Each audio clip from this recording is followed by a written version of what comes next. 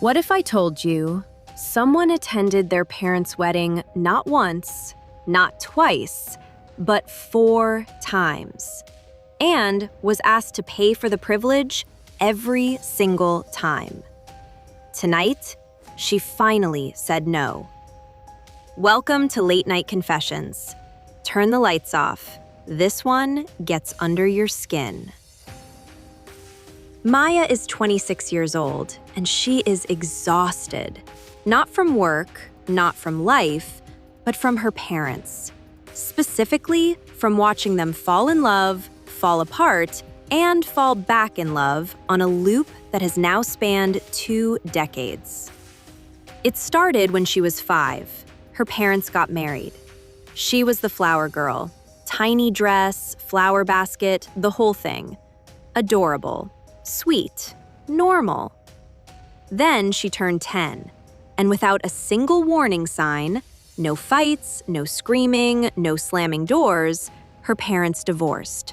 Just quietly, calmly, like a business transaction between 2 people who had simply decided to close the company.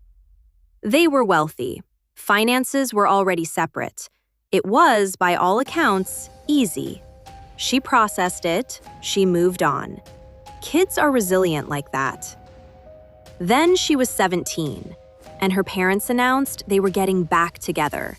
And she was overjoyed. Because of course she was. She was 17, and her family was whole again. She stood at that second wedding as a bridesmaid, probably believing this time it was real. This time it would last. It didn't. They separated again. No announcement, no explanation. Everyone just knew. The silence had a different texture now. 3 years passed. Then came the vow renewal. Not a wedding, they said, just a renewal. And she was asked to show up in a nice dress. She showed up. 3 months later, divorce. Again. At that point, she did what any sane person would do. She stepped back. She built her own life. She got engaged to someone steady and grounded. She moved into an apartment she and her fiancé could both afford. She started saving, really saving, for a future that includes 5 to 7 children and the kind of stability she never quite had growing up. 6 years passed. Then, last week, an envelope arrived in the mail. Wedding invitation. Her parents. Again. Their third, or fourth, depending on how you count the renewal, attempt at forever. She called her mother. Her mother was thrilled. She wanted her daughter to be maid of honor.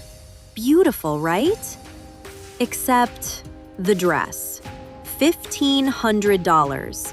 Pink and green color scheme. Non-negotiable. Maya offered a compromise. She'd wear one of the dresses she already owned. A cream one, a brown one. Both elegant, both free. Her mother called her a spoiled brat. Said she was wasting her privilege. Said she was refusing to be part of her own parents' wedding. That was the moment something snapped. She told her mother she'd come to the wedding as a guest, not MOH. No new dress. Her mother escalated, so she escalated back. Call me when you get your next divorce. She hung up. By the end of the day, her inbox was full of family emails. Her friends are divided, and she's sitting there wondering, was I wrong? Let's be fair to Maya.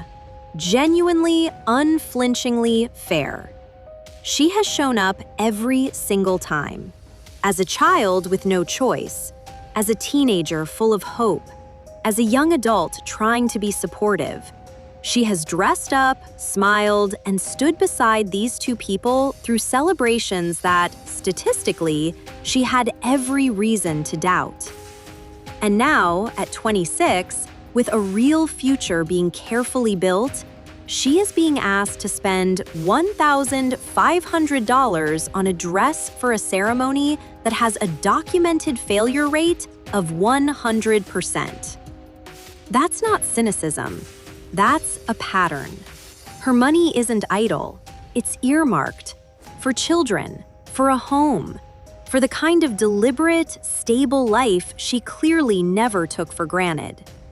Her fiancé's 50-50 arrangement isn't a restriction, it's a value system, and she's honoring it.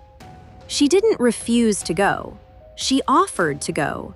She offered to stand up there. She just wouldn't buy the dress.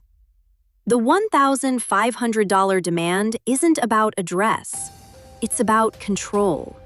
And she finally refused to be controlled. She is not the villain of this story.